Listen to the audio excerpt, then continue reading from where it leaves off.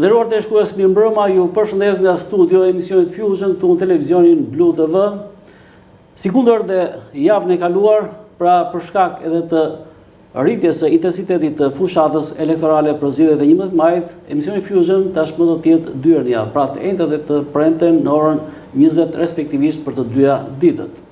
Në këto kushte, pra do të jetë politika ajo do të dominojë në këtë emision, por duke mos haruar dhe çështje tjera, probleme tjera që lidhen me përditshmërinë e komunitetit dhe mëngjer. Sot kam vendosur dhe vendosa të ftoj në këtë emision kandidaten e Partisë Socialiste për qarkun e Vlorës, zonjën Evi Salushi, me të cilën do të diskutojmë pra lidhur me kandidatimin e saj, lidhur me listat, lidhur me profilin e Partisë Socialiste, lidhur me 2 momente që ajo i përket në rrugtimin e saj në këtë parti, pra të dieshme dhe të sotme për të përcaktuar më pas dhe objektivat të cilat janë dhe tashmë janë artikuluar pra për zgjedhjet e 11 majit. Evis, mirëmbrëma, mirësere në Fusion. Mirëmbrëma, Arilla, faleminderit për ftesën.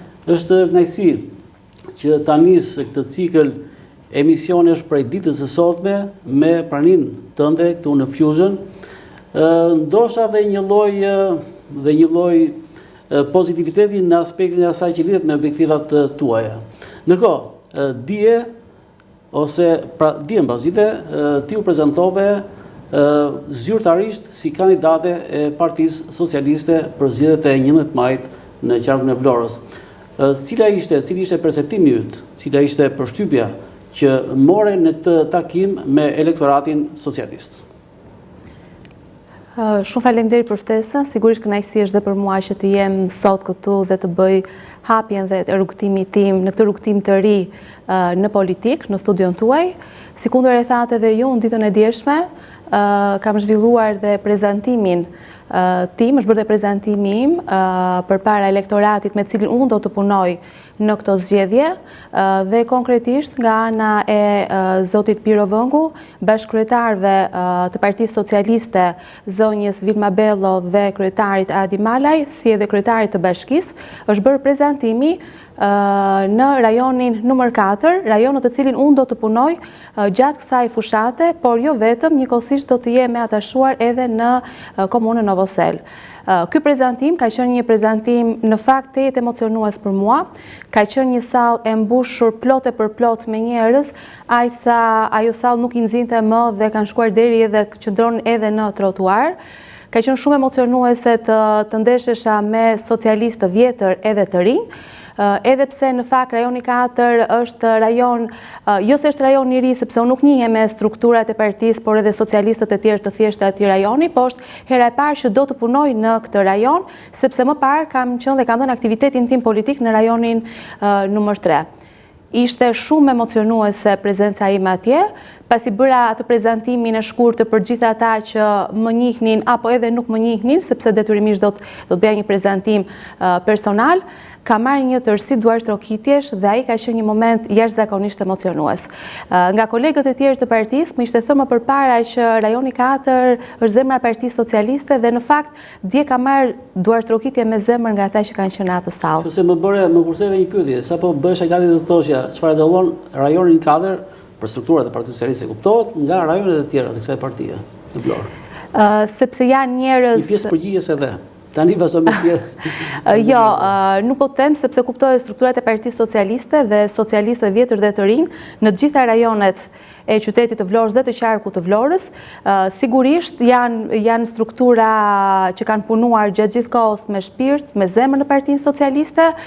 Janë sigurisht socialistë të cilët i kanë dhënë shpirtin Partisë Socialiste ndër vite në gjithë këtë ecuri të gjatë të kësaj partie, janë njerëz të thjesht, njerëz të dashur, njerëz të mirë, të cilët kanë qëndruar pranë kësaj partie pa pretendime dhe kanë dhënë kontributin e tyre në të mirë të Partisë Socialiste, të Vlorës dhe të gjithë Shqipërisë. Evis, je e para në listën e hapur të Partisë Socialiste për qarkun e Vlorës. Është, besoj, një vlerësim, satisfaksion për ty, një përgjegjësi për të qenë më shumë se ç'duhet të jesh për këtë zgjedhje? Qënia ime në listën për deputet të qarkut të Vlorës si kandidate e kësaj liste sigurisht është një sfidë. është një gjë shumë e rëndësishme për mua dhe shumë vlerësuese për mua, pa diskutim. Të qenit e para e kësaj liste në një farë mënyre besoj dhe shpresoj do jetë fatciellse, sepse le të themi që duke qenë e para nis pa diskutim më përbën dhe një komoditet për gjithë ata që do të shkojnë dhe sigurisht do të kemë thjesht për të votuar të parë në listës, kjo thjesht në kuadër shakaje, por në fakt, për mua është shumë sfiduese që të jem pjesë e kësaj liste. Është vërtet e rëndësishme dhe pa diskutim që unë do të punoj maksimalisht për të përmbushur qëllimin kryesor që është dhe do të them i më shoj fort kësaj pjese që është maksimalizimi i votës për Partinë Socialiste dhe fitoria e Partisë Socialiste. Por ndërkohë nuk ishe në listën e mbyllur, në atë që quhet lista e sigurisë, kishte emra të tjerë që ndoshta nuk priteshin për të qenë në këtë fash prej 4 vendesh. Edhe emra që ndoshta më parë s'kan qenë pjesë e strukturave apo e simpatizantëve të Partisë Socialiste. Shikoj le të themi që për mua është sfiduese dhe sinqerisht, ndoshta mund të mos më besoni, dhe në bisedimet që e bëm paraprakisht për të qenë apo jo pjesë e listës apo atyre diskutime paraprake, unë në fakt e kam kërkuar vetë jem në listë hapur. Sepse them gjithmonë që përfaqësoj socialistët e vjetër, kam 23 vite në Partinë Socialiste të Vlorës, e kam nisur që 18 vjeç historikun tim në këtë parti, rrugtimin tim në këtë parti dhe vërtet e kam kërkuar të jem listën e hapur. Pse jo, të provoj veten time, të provoj se si do të përkthehet kjo ecuri politike në vota dhe pa diskutim të arrijm pikërisht tek ai maksimalizimi i votës për Partinë Socialiste. Është vërtet një gjë shumë e veçantë, është një sfidë që edhe unë, duke qenë tu përballë teje, e vlerësoj të thuash që këtë që sapo the. Pra, preferoja të isha në listë hapur për të provuar veten, për të provuar një sfidë, për të qenë një sfidë e cila është ajo që është dhe ka ato dimensione që ka. Po, dhe shpresoj që të fitosh? Pse jo? Ku e bazoj? E para njëherë bazoj në të rrugëtimin tim politik. Nuk jam pak 23 vite, kam aderuar dhe vazhdoj akoma të aderoj në Partinë Socialiste në kohra të ndryshme, në kohra të vështira, në momente të bukura dhe momente që mund mos kenë qenë dhe shumë të bukura, në periudha kur Partia Socialiste ka qenë në opozitë dhe në periudha kur Partia Socialiste në pushtet. Jam pranë socialistëve. Statura e një njeriu i cili është pjesë e strukturave të Partia Socialiste aty shfaqet tamam, duke qenë në opozitë, sepse në opozitë, duke qenë pushtet, pastaj ka të tjera. Është më komode kjo pjesa e qenit, po keni të drejtë, keni të drejtë. Që më kujtove një moment shumë të bukur me këtë që sapo the, pra ti ke qenë ajo që ke qenë edhe në kuzhet të Partisë Socialiste ka qenë në opozitë. Po, kur ka qenë në opozitë dhe kam qenë zëdhënëse e Partisë Socialiste në fushatën e vitit 2009 kur Partia Socialiste ka qenë në opozitë, ka qenë një fushatë shumë intensive me shumë adrenalin, e vështirë sepse ne nuk arritëm që fitonin pushtetin, por gjithsesi kjo nuk ka qenë as pak e vështirë për mua apo të zhvendosesha dhe të mos vazhdoja akoma rrugtimin tim. Përmendje pra sohen në vëmendje këtë moment, pra ke qenë zëdhënëse e Partisë Socialiste për Vlorën në zgjedhjet e vitit 2009, ishin zgjedhje edhe në 2011, po dhe në 2011. Nisëm me 2009, pra ishin zgjedhje të kontestuara, se 2011 kishte tjetër, natyrisht ishin zgjedhje lokale, ishin zgjedhje vendore në maj të 2019, apo pra ke fjalën. Por jemi tek zgjedhjet e 2009, ishte prova e parë që ti shfaqeshe në mesatur tillë, pra zëdhënëse e Partisë Socialiste të Vlorës. Ishte një detyrë me përgjegjësi, besoj po, ka qenë detyrë e vështirë. Partia Socialiste në Vlorë ishte ajo që ishte dhe është ajo që është, ka ato dimensione që ka, kështu që ti je zëdhënës i kësaj partie për Vlorën është një përgjegjësi vërtet e madhe. Si e përballove, si e suportove veten tënde në raport me ata që komunikojnë, me gazetarët konkretisht. Po. Ndërkohë që jemi bashkë je përballë një gazetari. Ka qenë shumë sfiduese. Unë në fakt kam qenë në një periudhë shumë të bukur të jetës sime të asaj kohe, sepse sapo kisha sjellë një vajzën time të dytë, sapo kisha filluar të isha pjesë e Universitetit Ismail Qemali të Vlorës, kisha një sfidë familjare. Po, ka qenë sfidë pas sfide, po. Isha bërë pjesë prej pa kohësh edhe në Universitetin Ismail Qemali të Vlorës në atë periudhë dhe shikoja hezitimin e madh që mund të ndeshja tek persona të tjerë për faktin që si pranon të bësh zëdhënëse në këto kushte, se si është situata, dhe megjithatë e kam pranuar me njëherë, sepse thash, Partia Socialiste për mua ka qenë gjithmonë një pasion, ka qenë një përkushtim, dhe e kam thirrë me zemër të qenit në pjesë e kësaj partie. Sfiduese, por më ka mësuar shumë, sepse sfidat e her pashershme janë ato të cilat të mësojnë, të japin eksperiencë, të bëjë të jesh sa më pranë edhe elektoratit dhe pa diskutim për të ardhur këtu ku jemi dhe ditët e sotme. Por para se të vim këtu, kemi dhe 2011, apo jo? Kemi zgjedhjet vendore të vitit 2011 e sjell në vëmendje këtë fakt, sepse ti pas atyre zgjedhjeve pate një detyrë funksionale, siç ishte ajo e kryetares së Këshillit Bashkiak të Bashkisë së Vlorës. Po, për një periudhë pothuaj 2 vjeçare, unë kam qenë në krye të Këshillit të Bashkisë së Vlorës, dhe kjo ka qenë një tjetër eksperiencë. Flasim për një moment të rëndësishëm të karrierës time politike, sepse nuk është kollaj të jesh në krye të Këshillit Bashkiak të një qyteti si Vlora. Ka qenë periudhë në cilën jam marrë vendime të rëndësishme të asaj kohe, dhe përsëri dhe këtë periudhë unë e kujtoj si një nga momentet e cila më ka rritur politikisht dhe më ka bërë të krijoj kontakte, eksperienca, mundësi dhe më ka bërë edhe më të fortë. Sigurisht. Partia Socialiste në 2009, zëdhënëse e Partia Socialiste në Partinë Socialiste të Vlorës. Pastaj, kryetarja e Këshillit Bashkiak në Bashkinë e Vlorës, në 2011, një pjesë të mandatit 4 vjeçar, për 2 vitesh, pra, janë 2 momente shumë të rëndësishme në karrierën tënde, ta quaj karrierë, tamam, brenda radhëve të Partisë Socialiste, në funksion të objektivave të caktuara, të cilat ti tashmë i ke realizuar, dhe vjen në një moment që lidhet me një sfidë tjetër, një sfidë e cila ndryshon nga të mëparshme, sepse ka të bëjë me pjesëmarrje të qenit në listën e kandidatëve për zgjedhjet parlamentare të 11 majit. Çfarë ndryshon tek ky moment? Pra kemi një trajektore e cila vjen në mënyrë me atë trendin rritës dhe jemi këtu ku jemi. Po, është një ngjitje, mund ta themi, graduale e shkallëve në karrierën time politike. Sigurisht, gjatë gjithë rrugtimi 23 vjeçar, unë gjithmonë kam pasur parimin që do të më duhet që të rritem, dhe kam dashur të rritem politikisht, të mësoj, të kuptoj, dhe sigurisht gjërat të vinë natyrshëm.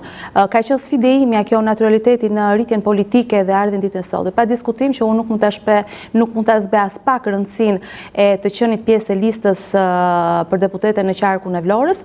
Është një pikë shumë e rëndësishme e karrierës time politike, dhe pa diskutim, sikur ndërtash më sipër, do të bëj maksimumin në këtë angazhim të ri që kam marrë në këtë periudhë fushate për të bashkëpunuar me gjithë kolegët, strukturat e Partisë Socialiste, jo vetëm në rajonin ku do të punoj, por në të gjithë strukturat e Partisë Socialiste në qarkun e Vlorës për të realizuar qëllimin kryesor, përfitorin e Partisë Socialiste. Sigurisht do të përmend edhe rajonin Trenët, të cilin unë kam punuar për vite të tëra, sepse ka qenë një rajon që më ka mësuar shumë. Ka qenë një rajon kur unë kam bashkëpunuar, kam pas bashkëpunimit e para, dhe kjo më ka bërë sigurisht që të jem edhe sot ajo që jam. Dhe prapë nuk shkëputem nga elementet që lidhen me staturën tënde. Kam parasysh faktin që dhe ti e përmendem sipër, sepse lidhej me 2009-ën. Momenti ishte ndoshta viti i sfidave të tua, viti i sfidave familjare dhe të punës profesionale dhe rrugtimit tënd politik. Pra, pedagoge dhe njëkohësisht vjen tani për të kandiduar. Çfarë e dallon, çfarë në veten tënde, çdo të thotë që të bashkëtos mes këtyre 2 momenteve. Pra, në njërin krah jeta akademike, në tjetrin krah jeta politike, 2 segmente të cilat shkojnë paralel. Janë sigurisht 2 angazhime të cilat kanë ecur paralel. Unë jam pjesë e Universitetit Ismail Qemali të Vlorës tashmë prej 18 vitesh, dhe ka qenë një rrugtim i gjatë, sepse 18 vite nuk janë pak. Gjatë kësaj kohe jam investuar në afirmimin tim si pedagoge dhe në pjesën e përmirësimit nga ana akademike. Sot unë jam doktore shkencash në shkenca infermierore dhe jam duke punuar për të marrë titullin profesore asociuar, titull i rëndësishëm akademik në punën time. Pikërisht, pjesa akademike dhe politike kanë ecur bashkërisht të dyja paralel, do me thënë unë asnjëherë nuk jam shkëputur nga angazhimet e themi, akademike, pikërisht për të investuar dhe për të krijuar të figurë që kam sot në këtë lloj profili, por dhe anën politike dhe angazhime politike asnjë nuk i kam në 5 dorë. Pra janë dy elementë të rëndësishëm të karrierës time të përgjithshme, të cilët më kanë ndihmuar që të piqem profesionalisht, por edhe politikisht. Dhe natyrshëm në këtë moment të bashkëjetimit tonë që duhet ta theksoj pra një bashkëjetimi drejt për drejt këtu live në Fusion në televizionin Blu TV, dhe kjo e bën edhe më të bukur sepse emocionet e transmetimit live nuk krahasohen me ato që përcjell përmes një bashkëjetimi të regjistruar. Kështu që e theksoj. Pra, jemi në Fusion në këtë transmetim të drejt për drejt me zonjën Evi Salushi, kandidate e Partisë Socialiste për zgjedhjet e 11 majit për Parlamentin e Shqipërisë. Atëherë, vim tek momenti i dy kohëve. Pra kemi Partinë Socialiste dje që e evidentuam më sipër dhe Partinë Socialiste sot kur ti garon pra pjesë e kësaj gare të rëndësishme. Çfarë dallon në dy momente në forcën tuaj politike? Sigurisht të nisësh aktivitetin politik dhe bësh pjesë e një force politike në një moshë të re, sepse unë kam filluar këtë angazhim në moshën 18 vjeçare, jam bërë pjesë e Forumit Rinor Eurosocialiste asaj periudhe, ku më lejoni të them që angazhimi të rinjve dhe të reja në atë periudhë ka qenë i jashtëzakonshëm. Ka qenë të shumë vajzat dhe djemë të rinj vlonjat që angazhoheshin në këtë forum. Ka patur më shumë idealizëm. Ishte në opozitë. Po, kam pasur shumë idealizëm, ndoshta të rinj dhe elementi i parë dallues në këtë rrafsh. Po, dhe sigurisht që momentet e fillimit janë ato që mbeten gjatë në memorie, unë i kujtoj me nostalgji dhe pa diskutim që kam shumë emocion dhe nostalgji për atë periudhë, për periudhën në të cilën unë kam filluar të angazhohem politikisht dhe vitet e parë në cilet jam angazhuar. Nëse vim në ditët e sotme, nëse kujton për ta bërë më të prekshme bisedën, ndonjë detaj, ndonjë episod që ti natyrshëm i ke patur të shumta në fillimet e karrierës sënde brenda Partisë Socialiste. Ato momente që ne thamë që kishim tepër idealizëm. Në periudhën e zgjedhjeve, në periudhën e fushatave që zhvillonin, mbaj mend domethënë se sa adrenalin për cilin të rinjtë dhe të reja, do me thonë fryma me të cilën zhvilloheshin fushatat elektorale, ndoshta atëherë kam qenë edhe më re dhe më binin tepër në sy kjo pjesë, por vërtet ishte një lloj emocioni, fushatat kishin një frymë të jashtëzakonshme në mënyrën se si perceptoheshin, sepse realisht, nëse kthehemi mbrapa dhe natyra e zhvillimit të fushatave elektorale ka ndryshuar, sepse atëherë nuk kishim rrjetet sociale. Gjithçka që zhvilloi një fushat ishte kontakti i drejt për drejt, komunikimi i drejt për drejt me të gjithë qytetarët e Vlorës, ata antarësuar apo jo në parti politike. Dhe kjo kishte një lloj tjetër emocioni, sepse ti e prekje drejt për drejt elektoratin, shkoi direkt tek vetë njerëzit. Ndërkohë në ditët e sotme duket sikur jo sepse ne nuk shkojmë dhe nuk komunikojmë drejt për drejt me elektoratin, por rrjetet sociale kanë krijuar një lloj tjetër impakti dhe kanë dhënë një tjetër qasje zhvillimit të fushatave elektorale. Dhe sigurisht to ndryshojnë, të dyja janë shumë të bukura për mënyrën se si zhvillohen, sepse kanë tjetër lloj natyre, por aq të them sot Partia Socialiste ka dhe një tjetër lloj qasje, është një parti e hapur, një parti ku ne kemi një ndërthurje breza shumë të natyrshme dhe të harmonishme, sigurisht dhe një parti e cila fton të gjithë ata të cilët duan të bëhen pjesë e Partisë Socialiste. Është më bukur tani apo atëherë? Shikon, kam emocion për atë periudhë.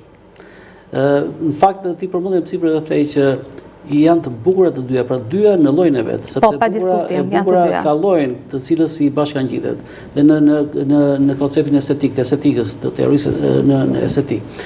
Pra të dyja të përcjellin emocione respektive të veçanta, por kjo e sotmja është të krijon më tepër përgjegjësi në atë që synon të dosh. Sigurisht, sepse sot jam në tjetër lloj statusi, sot jam pjesë e listës së kandidatëve për deputet, nëse më përpara unë isha pjesë e fushatave si një re, e cila ndiqja dhe isha pjesë e grupeve të cilat punonin, strukturave të caktuara që punonin në zgjedhje qendrore apo vendore, kishte atë euforinë, entuziazmin e një të riu, sot gjërat e shikoj me më shumë përgjegjësi, me më shumë përgjegjshmëri dhe pa diskutim me një lloj detyrimi nga gjithë elektorati dhe gjithë qytetarëve vlonjat për të arritur ato qëllime dhe objektivat e rëndësishme që Partia Socialiste ka. Më shumë përgjegjësi ndaj atyre që punojnë dhe që shpresojnë dhe që aspirojnë tek ajo që ka përfaqëson ti, apo ndaj strukturave të Partisë Socialiste më lartë, pra në një hierarki më të lartë? Përgjegjësi ndaj atyre që unë përfaqësoj, sepse dhe fakti që jam bërë pjesë e kësaj liste, një nga karakteristikat të cilat më ka evidentuar dhe më kanë bërë për të më kanë përzgjedhur për të qenë pjesë e listës, ka qenë dhe eksperjenca ime në fushën politike. Dhe kjo ka qenë një element, sigurisht, domethënë në vitet të tëra të eksperiencës ka qenë një gjë shumë e rëndësishme për të bërë pjesë e këtyre listave. Është një detyrim ndaj 16 vjet, 23 vite. 23 vite pjesë. Pra nga 2009 tham, apo jo? 2009 ka qenë pjesë që kam qenë zëdhënëse, por jam antarësuar në Partinë Socialiste 18 vjeç në Forumin Rinor Eurosocialiste saj periudhe. Detyrimin e kam ndaj socialistëve të vjetër, socialistëve të cilët e kanë dashur Partinë Socialiste dhe e duan Partinë Socialiste pas një lloj interesi, dhe ndonjëherë dua të them dhe këtë që ata janë një aset shumë i çmuar Partinë Socialiste dhe vëmendja jonë dhe gjithë neve duhet të jetë jo vetëm në periudha elektorale, por gjatë gjithë kohës. Socialistëve të ditëve të sotme, të rinj dhe të rejave që janë të antarësuar rishtazi dhe atyre që janë pjesë e strukturave në ditët e sotme Partisë Socialiste, pra të gjithë brezave që kanë ecur për gjatë gjithë këtij rrugtimi, por njëkohësisht edhe ndaj qytetarëve vlonjat. Pa diskutim që ky detyrim vjen dhe ndaj qytetarëve që unë përfaqësoj, sepse nuk mund të flasim thjesht dhe vetëm në sferën e strukturave partijake, por edhe të qytetarëve vlonjat. Sigurisht, në fundit vota, pjesa më e madhe votave andej do vinë nga qytetarët e paangazhuar politikisht në mënyrë të drejtë, pavarësisht pasaj simpative dhe preferencave politike. Por po flet me shumë pasion, dhe sigurisht pasioni është ai që dominon në gjithë të pjesë të bisedës sonë deri tani këtu në emisionin Fusion, që unë e riteksoj edhe njëri që është një bisedë drejt për drejt me Evis Alushin, kandidate e Partisë Socialiste për zgjedhjet parlamentare të 11 majit, pra në qarkun e Vlorës. Flet me shumë pasion, evidenton vlerat pozitive të Partisë Socialiste, evidenton rrugtimin tënd brenda strukturave të kësaj partie, dhe duket se në mënyrën se si po diskutojmë, pra Partia Socialiste ka garantuar fitoren në 11 maj, po flasim për Vlorën. E ka vërtet garantuar? Po. Kur them fitoren, nuk kam parasysh fitoren do marri më shumë se gjysmën e deputetëve nga 12 që janë në qarkun e Vlorës, por për të plotësuar atë që synon Partia Socialiste, pra 9 me 3 deputet në të qark, nga 12 mandate që janë. Po, 8 mandate Partia Socialiste pa diskutim që do t'i marrë. Por ne luftojmë... 2021 dhe presuppozohet që i ka i ka në arkiv në vetë këto mandate dhe synon një më tepër, apo jo? Po, synoj mandatin e 9. E synoj mandatin e 9 dhe këtë e them me bindje të plot, jo me eufori, por sepse sot jetojmë në një qytet, është Vlora, qarku i Vlorës, është qarku i cili ka ndryshuar krejtësisht imazhin e tij. Jetojmë në një qark i cili ka thithur më shumë fonde se çdo qark tjetër në Shqipëri, ka ndryshuar imazhi i Vlorës, ka ndryshuar cilësia e jetës në qytetin e Vlorës, janë realizuar investime madhore, një pjesë e cilave kanë përfunduar do të vendosen në eficiencë në funksion të gjithë qytetarëve vlonjat, janë duke u realizuar dhe një tërësi investimesh të tjera, kur e fundit e tanishme që ne e presë dhe filloj të funksionoj, është njëkohësisht dhe aeroporti i Vlorës, i cili do të jetë aeroporti më i madh në vend, dhe sigurisht një qytet i cili do të ketë dhe një aeroport i atyre përmasave që do të jetë aeroporti i Vlorës, janë të gjitha këto fakte që ne, socialistët e Vlorës, na bëjnë të besojmë që ne do të marrim dhe mandatin e 9. Ja çdo lloj euforie, po jemi me këmbë në tokë kur themi që po, e synojmë mandatin e 9 dhe kemi arsye për ta synuar mandatin e 9 dhe do ta marrim mandatin e 9. Dhe arsyet janë vetëm të që përmende, pra investimet realizuara, mënyra se si funksionon shteti, por ka dhe element tjerë, sepse të tilla argumente sjell edhe opozita, sjell edhe Partia Demokratike, që është rivalja më e afërt e Partisë Socialiste, ashtu si kundër janë dhe subjektet e tjera, të cilat dihet tashmë që janë regjistruar 11 subjekte zgjedhore si garuese në zgjedhjet e 11 majit. Pse duhet Partia Socialiste të jetë dhe dominojnë ndaj këtyre konkurrentëve të tjerë në këto zgjedhje? Pse kandidatët e Partisë Socialiste, që janë ata që janë, pra që i janë bërë publik, janë më të mirët dhe që duhet jenë ata fitues në zgjedhjet e 11 majit? Atëherë Partia Socialiste do të jetë fituese në zgjedhjet e 11 majit, sepse fokusi i Partisë Socialiste në këtë 12 vite të qeverisjes së saj ka qenë pikërisht anëtarësimi i Shqipërisë në Bashkimin Evropian. Dhe sigurisht qeveria socialiste në këto 12 vite ka bërë maksimumin e saj, ditë pas dite dhe javë pas jave për të realizuar pikërisht këtë qëllim. Dhe ky është një moment historik në fakt për gjithë shqiptarët dhe Partia Socialiste ndodhet në vendin e duhur dhe në kohën e duhur për të realizuar këtë moment historik. Dhe sigurisht pjesa e gjitha reformave që ka nisur Partia Socialiste në këtë rrugtim është një edhën tjetër e cila ne na bën besim plot përfitoren e Partisë Socialiste. Pastaj tek pjesa tjetër që ka të bëjë me argumentat e sjell nga forcat tjera politike, pa diskutim që të qenit në opozit të bën që të jesh më komod për të folur dhe për të bërë edhe kritika, sepse sigurisht ka dhe gjëra të cilat të kritikohen, nuk po themi që nuk ka probleme ka sikudo. Dhe të gjithë ne i njohim edhe i dim ato, por kuptohet që janë bërë shumë gjëra të mira dhe janë zhvilluar shumë element pozitiv në qytetin e Vlorës dhe kjo gjë na bën të besojmë që do të jemi fitues në datën 11 maj. Por gjithsesi unë kam ngurë tek ato elementë që gjykoj që janë thelbësore në këtë garim, në këtë konkurrencë e cila tashmë po hyn në kufit e saj legal. Domethënë për pak ditë nis zyrtarisht fushata zgjedhore për zgjedhjet e përgjithshme politike pra të 11 majit. Në raport me kandidatët e Partisë Demokratike, cilat janë ato që ti mendon se dominojnë në vlerat e kandidatëve të Partisë Socialiste për të zgjedhje? Atëherë nuk dua të bëj një krahasim, por ka disa elementë në fakt që dhe na dallojnë dhe na bashkojnë. Na dallon pikërisht sigla e partisë. Partia Socialiste është një parti e cila në fakt është parti fituese në disa zgjedhje vendore dhe qendrore. Është një parti e cila në fakt ka një program i cili na bën të dallojmë dhe është një program i cili ka sjell dhe ka përfaqësuar mbështetjen në popull, ka marrë mbështetjen në popull dhe jemi votuar për programin që Partia Socialiste ka përfaqësuar. Por njëkohësisht është një parti e hapur, si kundër e përmenda pak më sipër, dhe është një parti e cila ka një ndërthurje shumë të natyrshme të brezave, por njëkohësisht një parti e hapur dhe për çdo i cili mendon dhe beson të aderojë në Parti Socialiste dhe kjo na bën ne pikërisht një tipar, janë disa karakteristike dalluese nga pjesa tjetër. Ndërkohë, pjesë e kësaj që sapo thesh parti e hapur është edhe ajo që në listat e kandidatëve për zgjedhjet e 11 majit ka dhe përfaqësues të cilët ndoshta nuk priteshin për të qenë pjesë e kësaj liste? Dhe një të kaluar që nuk lidhet me Partinë Socialiste, këtë kam parasysh.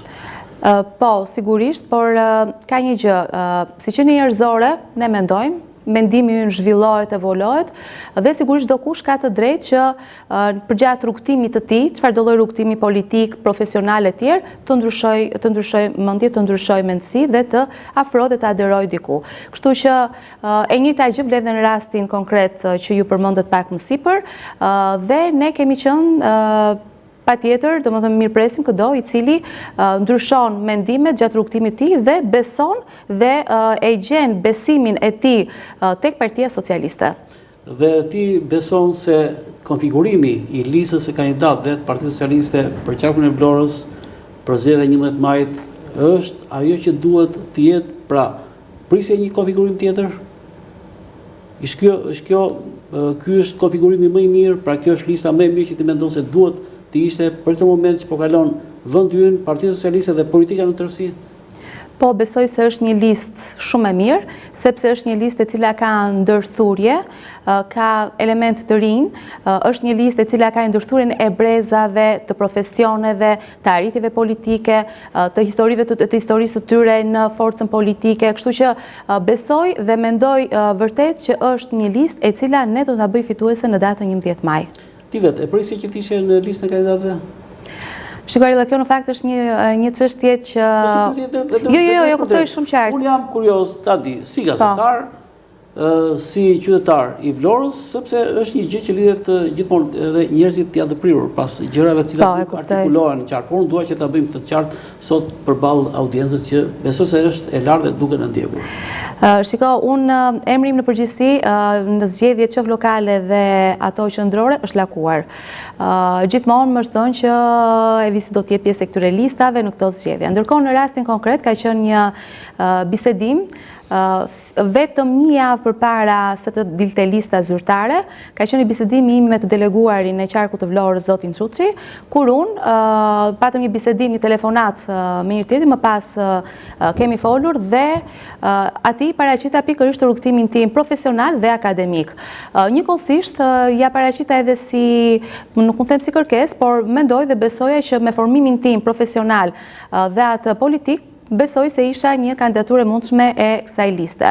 Që në momentin e parë që kam folur me zotin Çuçi, të cilin gjej rast edhe ta falenderoj nga studioja juaj, mënyra e bashkëbisedimit pas asaj që unë i shfaqja dhe dëshirës dhe kontributit që unë mendoja se duhet të jap si pjesë e listës së kandidatëve për deputet në qarkun e Vlorës, ishte një lloj sjellje sikur isha pjesë e asaj liste. Ajsa për momentin nuk e besova dhe kur pasi u ndam me zotin Çuçi, fillo po mendoja që ishte një bisedë sikur unë isha pjesë e këtyre listave.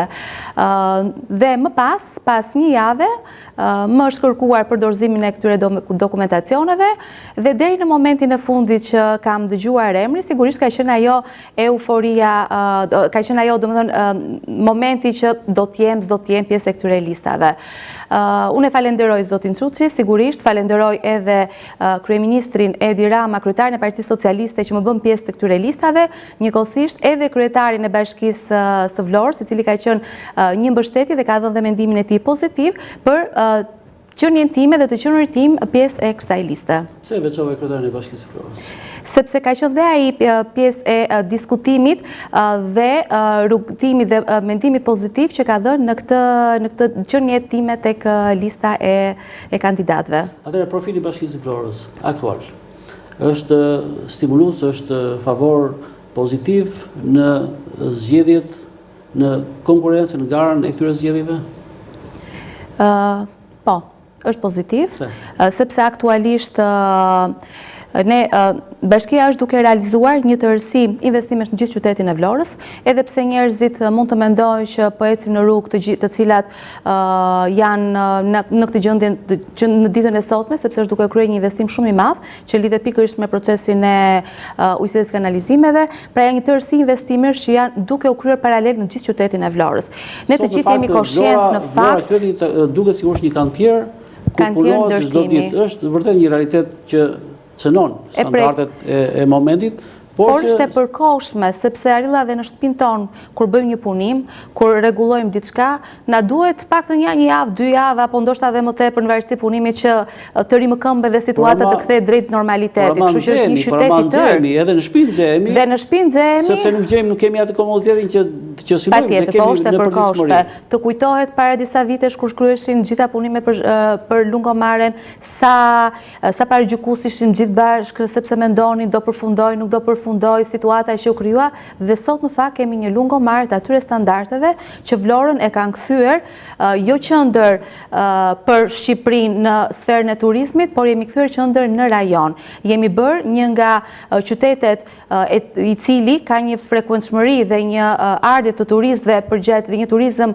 gjithvjetor. Kështu që gjithë bashkë duhet bëjmë pak durim, sepse punët e mira kërkojnë kohë, kërkojnë impenjim dhe duhet bëjmë pak durim derisa të përfundojmë, sepse janë në të mirën tonë. Kështu që them që Bashkia e Vlorës aktualisht është duke realizuar një tërësi punësh, investimesh të cilat shumë shpejt do të përfundojnë dhe atëherë gjithë së bashku do themi që sa bukur. Por ndërkohë kur përmende një shembull lidhur me Lungomaren dhe që u shpreh pak a shumë, qytetarët ishim mos besues për atë se vërtet, nuk e mohojnë dot. Por ishte gjë që nuk që të bënde me imazhin tonë, atë çfarë, sepse ishte një gjë e re, ndërsa në këtë rast është një gjë që dihet se ku do të shkojë. Pra thjesht do të mbyllen ato kanalizime që janë hapur, do vendosen tubat, tubacioni sistemi i shpërndarjes, do asfaltohet dhe kaq. Shiko, do të ndryshoj, ne vitet të tëra kemi pas probleme me furnizimin e ujit të pishëm. Pikërisht, ky lloj investimi do të japi fund kësaj problematike. Disa prej rrugëve të qytetit do të marrin një tjetër lloj natyre, kështu që më besoni kur them që nuk është thjesht çështje hapje gropash, mbyllje gropash. Domethënë janë investime madhore të cilat momenti do të përfundojnë, që do të kërkoj kohë. Është proces që kërkon pak kohë, duhet bëjmë pak durim që të presim pikërisht rezultatet e gjithë kësaj pune kolosale që është duke u zhvilluar në qytetin e Vlorës. Evis, është fascinuar ai emocioni që përjetove kur e pe dhe mësove lajmin që ishe pjesë e listës? Emocionet kanë qenë, për hir të së vërtetës, ka qenë deri në 48 tetor. Vërtet kanë qenë emocione shumë të forta, sepse nuk dua të bëj modeste, them që telefoni binte pa pushim, njerëz dashamirës që më uronin, profesionistë nga gjitha fushat, studentët e mi, infermierë me të cilët unë punoj në spital, që shoqëroj studentët gjatë bërjes së praktikave mësimore.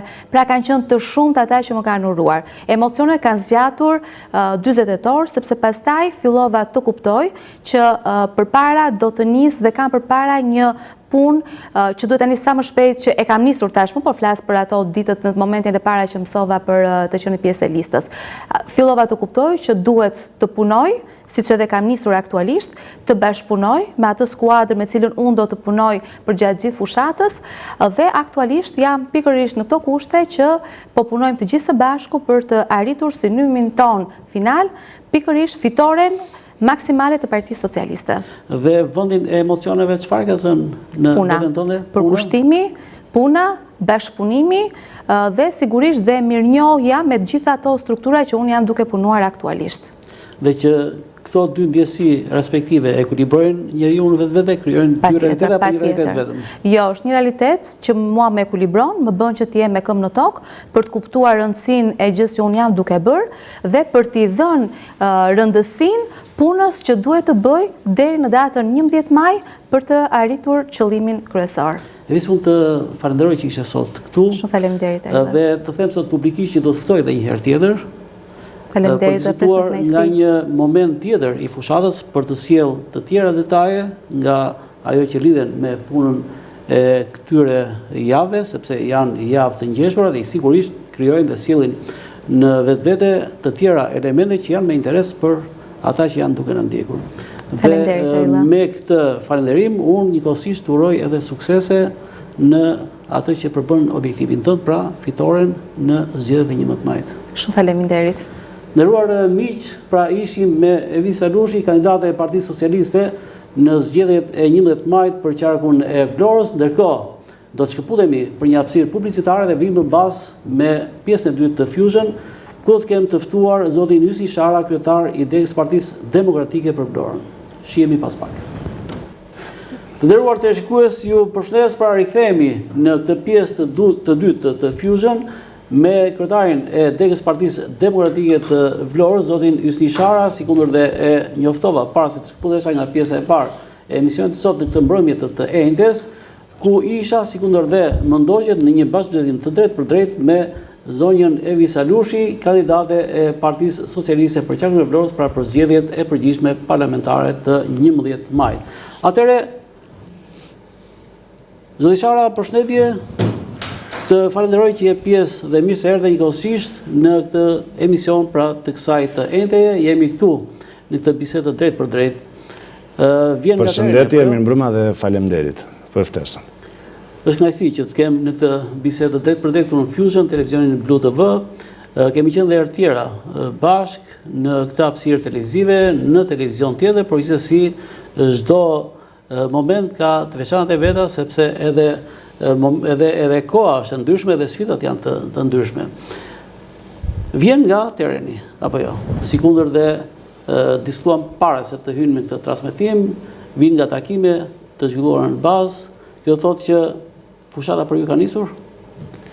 Absolutisht po. Fushata ka nisur, pa pritur atë që është 30 ditëshi pra fillimi i fushatës zyrtare, sepse janë disa punë përgatitore, janë stafet e kandidatëve që përgatiten, janë ato takimet në territor, të cilat para përgatisin edhe terrenin e mëtejshëm për vazhdimin e fushatës.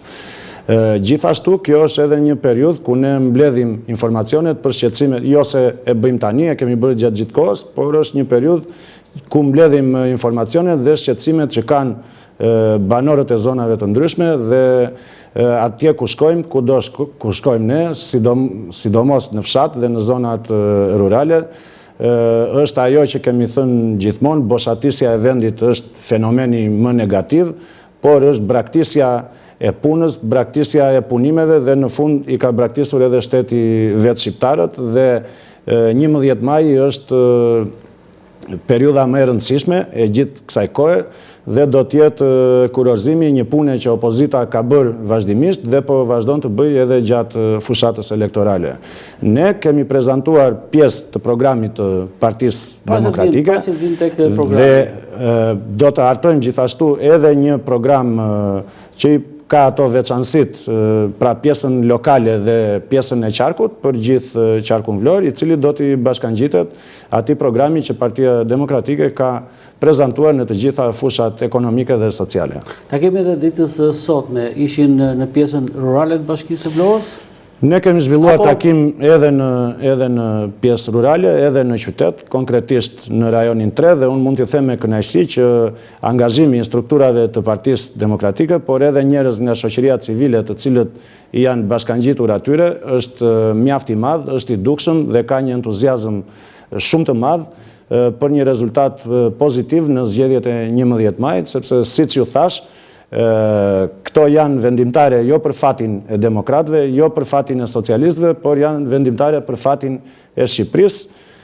Mund t'ju them që me të dhënat e Instatit që dhe ato janë të fryra, Bashkia Vlorë ka vetëm 83.000 banor, në ndërkohë që janë mbi 170.000 zgjedhës në listat e zgjedhësve dhe kur flasim për fenomenin e shpopullimit, kjo është hemoragji, pra është një situatë dramatike, e papërshkrueshme, një situatë që ndoshta irlandezët, kur ishte kriza e patates në vitet 1800, që ngelen pa bukë, kur i thonë pa ushqimin bazë, mund të kenë emigruar kështu me miliona e me miliona. Atëherë të zbresim terrenin konkret, pra në që lidhet me aspektin praktik dhe real të zgjedhjeve parlamentare. E përmend edhe më lartë, kur përmendet pra takimet në zonat rurale dhe tani në këtë moment që përmendet këtë shifër, pra 82.000 zgjedhës apo banor të Vlorës nga 170.000 që duhet të ishte. Që janë zgjedhës, ndërkohë banori bie 200.000 me llogarinë, sepse ka një raport midis banorëve dhe votuesve, sepse nuk votojnë ata persona që janë në moshën 18 vjeç. Atëherë në perceptimin tim, kjo zhvendosje, ky largim i popullsisë dhe i zgjedhësve njëkohësisht është favorin tuaj si subjekt politik apo është në disfavorin tuaj? Unë e thash që perceptimin tim është në disfavorin tuaj. Pra është në aspektin e shifrave elektorale. Është e padiskutueshme që është në dëm të Shqipërisë. Ne në vitin 2013 kemi pasur një Shqipëri me gati 2.900.000 banorë dhe tani me shifrat e Instatit, por ai realiteti që ne ndjejmë ditë për ditë është që boshatisja e vendit është një e vërtet e madhe. Është diskutuar dikur që mos e janë teori konspiracioni se të gjithë largohen, edhe kosovarët largohen, edhe serbët e kroatët dhe ata, por jo. Maqedona, si sepse në Maqedoni është ky fenomen. Për ne, por nuk është në këto përmasa, ka që largohen, por ka që edhe kthehen. Kështu që për të bërë llogari elektorale me këtë do të ishte një çik cinike, gjithsesi edhe nuk kam parasysh anën pjesën cinike, kam parasysh sa ju favorizon dhe sa ju disfavorizon ky realitet juve në aspektin elektoral të shifrave, të cilat janë të ftohta, sepse përderisa synon ke një objektiv elektoral si subjekt politik, si alternativa politike për zgjedhjet e përgjithshme, atëherë duhen bërë të llogarit, cilat janë ato. Pra, a janë mundësit për ta ndryshuar këtë realitet duke nisur nga numrat të cilat përcaktojnë pastaj edhe numrin e mandateve në parlament. Unë mund t'ju them, po si çdo gjë që ka dy anë, edhe kjo ka dy anësinë e saj. Për shembull, numri i shqiptarëve të regjistruar nga jashtë shtetit në masën 83% është nën moshën 56 vjeç. Kjo do të thotë që nga Shqipëria është larguar mosha më produktive, është mosha e re që ka kohën e punës dhe kur them që kjo është fatkeqësi kombëtare, këtë e them seriozisht, pa ndonjëherë që të bëj llogari elektorale. Gjithsesi, në sondazhet e brendshme që ka vetë Partia Socialiste, ajo nuk arrin kur të kaloj masën 35% të votuesve jashtë shtetit. Do pyesni ju ç'të bëhet me ata brenda shtetit. Nuk është se ata që po jetojnë në Shqipëri janë të lumtur, sepse ju thash që kudo që ne shkojmë e prekim shpopullimin, prekim varfërinë, dhe varfëria është ulur këmbkryq në Shqipëri, jo vetëm në zonat rurale, por edhe në qytet. Kështu që përkundër kësaj, ne kemi dhe ato propozimet tona që janë për fushën sociale, siç është pensioni minimal 200 euro, apo garantimi minimumit jetik 200 euro, apo paga minimale 500 euro, apo paga mesatare 1200 euro. Tani, unë kam edhe... Një shifër për pensionin, pra për pagën minimale, e cila sipas ti do të jetë 500 euro duke nisur nga 1 janari i vitit të ardhshëm. Pra duke se Po patjetër. Ai përveç se kopjac është edhe inkoherent gjithmonë në ato që bën, sepse ju besoj i mbani mend ato premtimet madhështore për shëndetësinë falas, edhe e keni parë gjendjen e shëndetësisë ku është, e keni parë eksponentët që drejtonin Ministrinë e Shëndetësisë, që janë në përburgje me akuza për të gjitha koncesionet. Unë nuk di për ndonjë koncesion që të ketë bërë Ministria e Shëndetësisë, dhe këtu kryeministri në thonjza nuk di gjë. Pra, përveç se ai vjen mbas asaj që ne i propozojmë shqiptarëve, prandaj thash kopjac, por është edhe inkoherent në këtë, sepse kundrejt premtimeve për 300.000 vende pune në vitin 2013 ka nikur mbi 1 milion shqiptar, për shëndetësinë falas e ka katandisur mos më keq, pa folur pastaj për sundimin e krimit në Shqipëri dhe të korrupsionit në përgjithësi, dhe po të kemi kohën e mjaftueshme, ne duhet të flasim edhe për ato që janë në rrethin e Vlorës apo në qarkun e Vlorës, gjas me veprat gjigande të infrastrukturës, të cilat kanë nga mbrapa një histori korrupsioni. Kështu që le të rendi prapa nesh Rama, nuk ka asnjë problem. Rëndësi ka që për shqiptarët të garantohet, sepse as 200 euro nuk dalin, arillat të jemi të ndërgjeshëm, nuk mjaftojnë për të përballuar shpenzimet mujore që kanë shqiptarët, duke filluar që nga energjia elektrike e cila është më e shtrenjta në rajon, dhe ne edhe këtu kemi premtimi për të çuar në 6 lek tarifën për përdoruesit familjar. Ndërkohë ka aplikuar një mas nga një shkurti, mos gaboj, apo një marsi, qeveria lidhur me një fash caktuar deri në 700 kW, mos gaboj. Po edhe këtu ai është inkoherent. Është inkoherent sepse kjo masë është deklaruar që do jetë deri në fund të këtij viti, sepse gjasmet do rri të shikojnë, të eksperimentojnë, të shohin çfarë do ndodhi dhe pastaj të marrin masat për një tarif të re të energjisë. Harrova t'u thosha, ky që erdhi që do i ulte taksat biznesit, çfarë bëri? Pastaj flasim edhe në rrafshin lokal, po të doni. Ky që e bëri tatimin e fitimit nga 10% në 15%, uli tatimin e dividendit, pra fitimin që shpërndajnë ortakët dhe aksionerët, e çoi në 8%, nga 15 në 8%. Dhe ju e merrni me mend kush janë ata që duan tatimin e dividendit 8%, janë miqtë e tij oligark dhe ata që kanë bizneset e mëdha. Kështu që te ajo inkoherencë e këtij, po duket se nuk do të fokusohemi në këtë. Jo, absolutisht. Këto janë zgjedhje të përgjithshme parlamentare, dhe që në kohën e revolucionit francez taksat i vendos dhe tatimet i vendos parlamenti, kështu që është e pashmangshme që mazhoranca e re që do jetë në Shqipëri në fuqi pas 11 majit do të bëj edhe uljen e barës fiskale për biznesin e vogël dhe të mesëm. Mund t'ju përmend dhe një mas tjetër që është deklaruar sot nga ana e Partisë Demokratike, që do të jetë për biznesin e vogël, të gjitha taksat dhe tarifat që do paguhen do të jenë jo më shumë se 1% e xhiros vjetore. Pra, po flasim për një ulje drastike. Sa arrin kjo vlerë aktualisht në sistemin e taksave? Nuk është me këtë sistem, madje është Rama që propozoi edhe për kategorinë e profesioneve të lira dhe të shërbimeve, nëse e mbani mend, propozoi,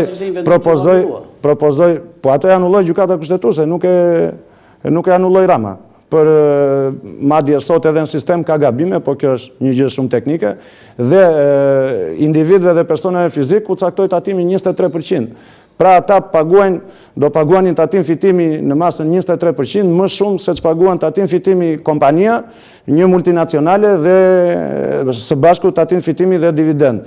Pa folur pastaj për miqtë e tij të hoteleve me 4 e me 5 yje, do me thënë, ai hotelgjiu që ka një strukturë me 10 dhoma, ai me tatim fitimi 15%, kurse ata me tatim fitimi 0, sepse ata që ofrojnë një dhomë gjumi, një dhomë për fjetje natën me 200 euro e me 300 euro, ata janë allexhin.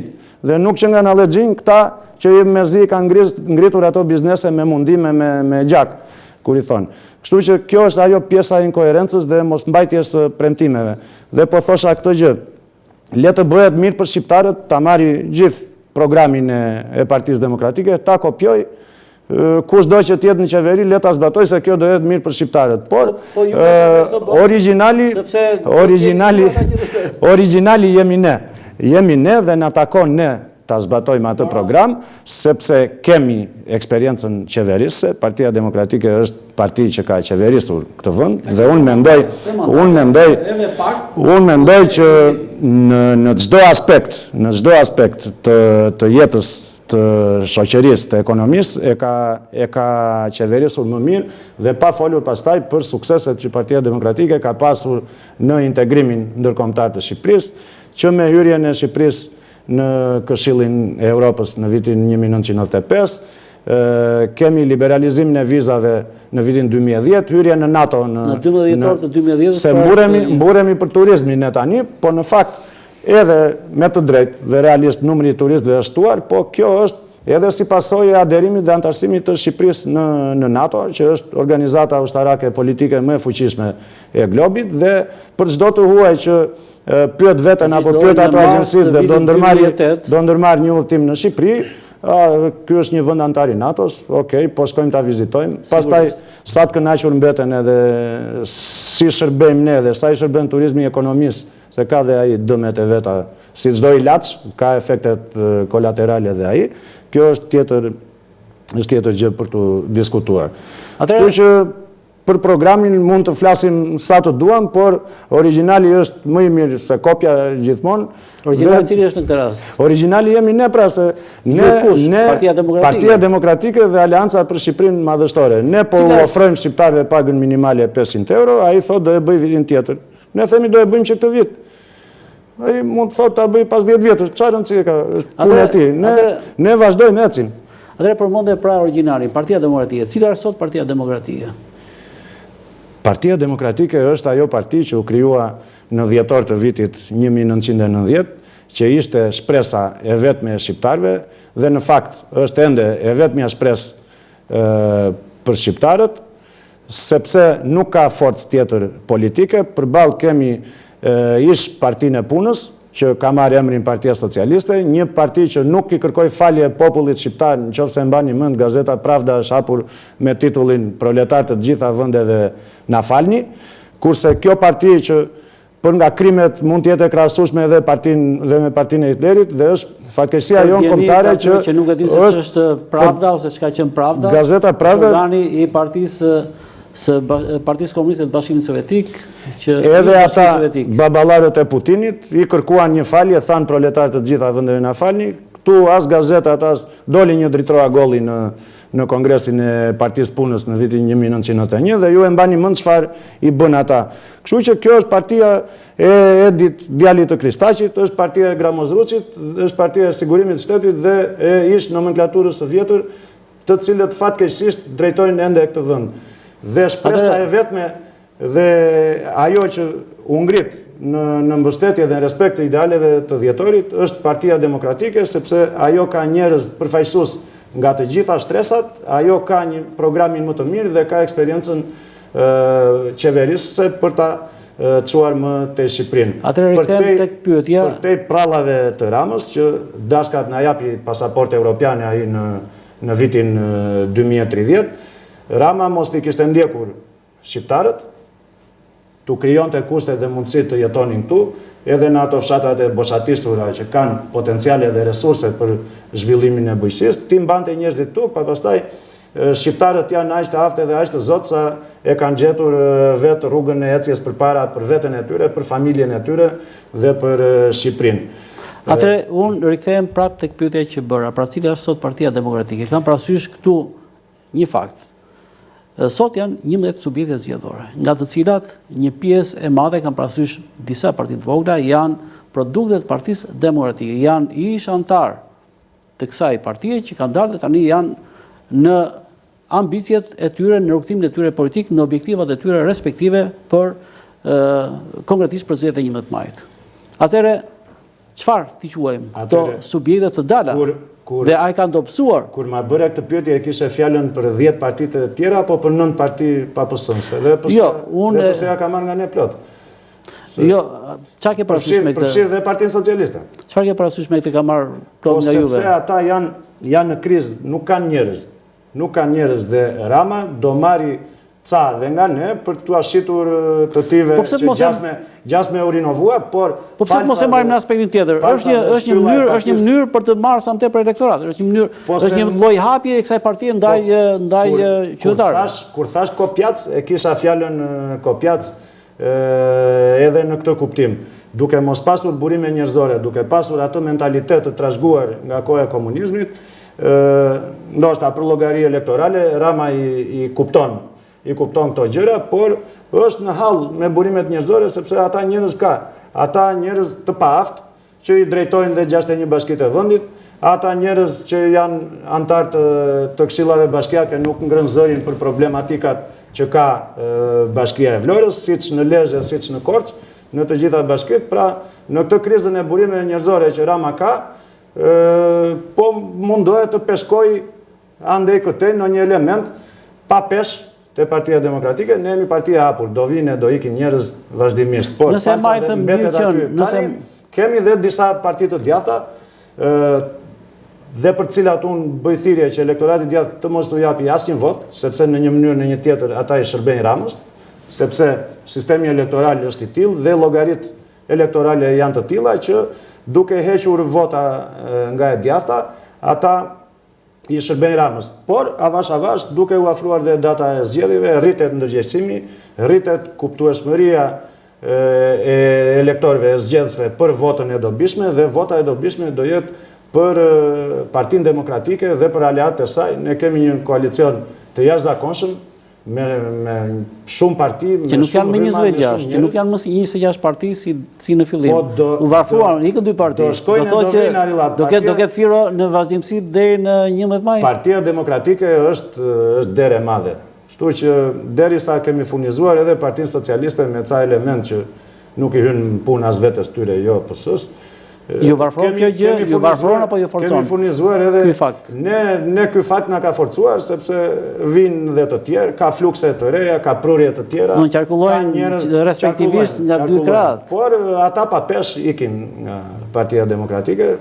Tani unë nuk rrit merrem me egon dhe ambicjet personale të askujt. Le të vazhdojnë rrugën e tyre, por vlonjatët dhe shqiptarët e kuptojnë shumë mirë që kjo strategji e coptimit e përçarjes i shërben vetëm Ramës dhe askujt tjetër. Ne ishim edhe në 3 vjet në një luftë brendshme. Pikërisht, në këtë moment unë këtë gjë po mendoja për ta hedhur në këtë tryezë bashkëjetimi, e cila u tejkalua, u mbyll, u dha një vendim gjykate që u zvarrit për vite të tëra kot më kot, pa arsye ligjore, pa shkak ligjor.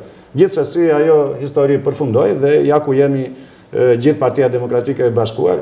Ani në një element do rrinë ndaj në ta që bëjnë video në për makina Basha e çajën. Por kujtoj një fakt. Duke nisur nga maj i 2021 dhe pak ditë pasi ishin mbyllur rezultatet e zgjedhjeve të përgjithshme të prillit të atij viti, pra ndodhi ajo që ndodhi, shpallja non grata e zotit Berisha nga Shtetet Bashkuara të Amerikës, e cila u shoqërua më mbas me një sër fenomenesh. Por para se të vijmë tek shtatori i atij viti kur Berisha mori nismën e madhe, po quhet të madhe, për të rithemeluar Partinë Demokratike, kemi zgjedhjet e qershorit, rikonfirmimin e zotit Basha, dhe në atë garë ishin 2 personazhe që sot nuk janë pjesë e strukturave të Partisë Demokratike. Kam parasysh zotin Basha dhe zotin Agron Shea. Janë të 2 pra të dalë nga strukturat e Partisë Demokratike. Kjo gjë, ky realitet, ky fakt e ka varfruar do pak Jo, Partinë Demokratike pra pas gjithë këtyre problemeve 3 vjeçare? A është Partia Demokratike ajo që duhet ishte dhe duhet jetë? As nuk na shqetëson fare. Në qoftë se e keni ndjekur në zgjedhjet e primareve tani, morën pjesë mbi 53.000 antarë të Partisë Demokratike, e cila ishte Nëse antar të Partisë Demokratike në shkallë vendi? Atë nuk mbaj mund t'ua them, sepse një pjesë e madhe e dim që janë të larguar, po them në vlerë absolute, kjo ishte pjesëmarrja më e lartë në të gjitha votimet e zhvilluara nën rithemelimin, që nga 11 dhjetori i vitit 2021 e deri më sot. Kështu që largimi i 2 elementve apo i disa elementve nuk e dobëson as pak Partinë Demokratike, sepse burimet njerëzore të saj janë pafundme, sa e thash edhe me humor kemi furnizuar edhe kundërshtarin me to, por kjo është zgjedhje e njerëzve që aq integritet kanë, aq të qëndrueshëm dhe besnik ndaj një programi dhe një partie janë, kështu që të vazhdojnë rrugën e tyre. Partia Demokratike mbetet ajo që ishte shpresa dhe ëndra e shqiptarëve e dhjetorit 1990 dhe askush tjetër përveç saj nuk i mishëron më mirë këto aspirata dhe nuk mund t'i bëj realitet më mirë se ajo asnjë tjetër dhe askush tjetër. Ti vetë për cilën alternativë votove në qershor të vitit 2021 në zgjedhjet kombëtare të Partisë? Do thotë që ishe me Agromshejin. Po. Por ai sot nuk është. Dhe kjo s'ka sekret. Po nuk ka rëndësi, kjo është ne mund trim të natën të diskutojmë për këtë gjë. Ajo është zgjedhje personale e Agronit dhe nuk më takon mua sepse çdo njeri ka atë ambicien e vet. Mund mendoj që kryeministri i Shqipërisë bëhet nëpërmjet një partie tjetër dhe jo nëpërmjet Partisë Demokratike apo. Di çfarë evidentoi unë në bazbllëtimet që kemi pasur në hapësirën e Fusionit, ajo që ke qenë gjithmonë i hapur. Dhe kjo është edhe arsyeja që unë të adresoj çdo lloj pyetje që mendoj se i shërben, edhe në raport me Tershikusit, por edhe asaj që duhet për të realizuar, pra për të nxjerrë mesazhe nga ato që kemi pasur, pra nga bisedat që kemi patur këtu në Fusion, në televizionet tjera, por sot, duke nisur nga sot, pra në televizionin Blu TV. Dhe për këtë gjë unë realisht të vlerësoj. Prandaj dhe të bëj dhe pyetje që ndoshta janë paksa dhe nxitse në aspektin me kënaqësi mund të rri dhe 6 orë këtu ti përgjigjem çdo lloj pyetje. Komshinj tan italian thonë nuk kemi qime në gjuhë, pra nuk kemi çat fshejmë, nuk kemi dhe ne jemi transparent dhe ky ekip dhe ky program që ne po u ofrojmë shqiptarëve është më i miri në absolut dhe është reflektimi asaj që thash unë që Partia Demokratike është vetmja shpresë e shqiptarëve përkundër asaj që është partia e Enver Hoxhës, e sigurimit shtetit, e vrasjeve, burgosjeve politike, e izolimit të Shqipërisë. Shikoni pamjet e shqiptarëve në ambasada në vitin 90, shikojni dhe shqiptarët sot, si janë edhe më të veshur, më të ushqyer, më të kuruar nga ana fizike dhe vizive. Por unë këti fakti... Do jemi hapur gjithmonë edhe s'kam asnjë gjë. Por unë këti fakti i sjell një fakt tjetër. Përmendje pak sipër dhe thej që komshinjt tanë, pra kishe fjalën për Italinë, por sot shumë nga italianët kanë ardhur dhe jetojnë në Vlorë. S'po flas për Shqipërinë, po flas për Vlorën. Janë rreth 3.000, mos gaboj, pensionistë të cilët sot janë në Vlorë dhe janë të kënaqur që jetojnë në Vlorë. Pra duket se këta 3.000 na i bën 83.000 banorë të Vlorës. Jo, po flas 3.000, ajsa deklaratë si shifër. Do kishim 80.000. Nga 80 ka marrë 83. Shumë që vinë, kjo mbase është dhe e lotshme për publikun, po ka një, jo sekret, po ka një diçka, ata spostojnë rezidencën fiskale nga Italia në Shqipëri, sepse në Itali pensioni tatohet. Është si paga, si të ardhurat e tjera që tatohet. Në Shqipëri pensioni nuk tatohet dhe këtë nuk e ka bërë Edi Rama që pensioni nuk tatohet, që të jemi të qartë. Ka qenë gjithmonë i patatueshëm pensioni, kështu që ato pension bruto që kanë arktojnë këtu dhe mund të jetë një diferencë 500-600 euro me atë pagojnë qirane e shtëpisë, edhe po themi faturat e utiliteteve, ujë, energji elektrike dhe këto. Por fakti që përqend të jetojnë në Vlorë apo në Shqipëri do thotë që Shqipëria dhe Vlora janë bërë më mirë apo jo? Jetojnë në Durrës dhe në Shkodër. Po, nuk ka rëndësi. Pra, do thotë që është bërë më mirë.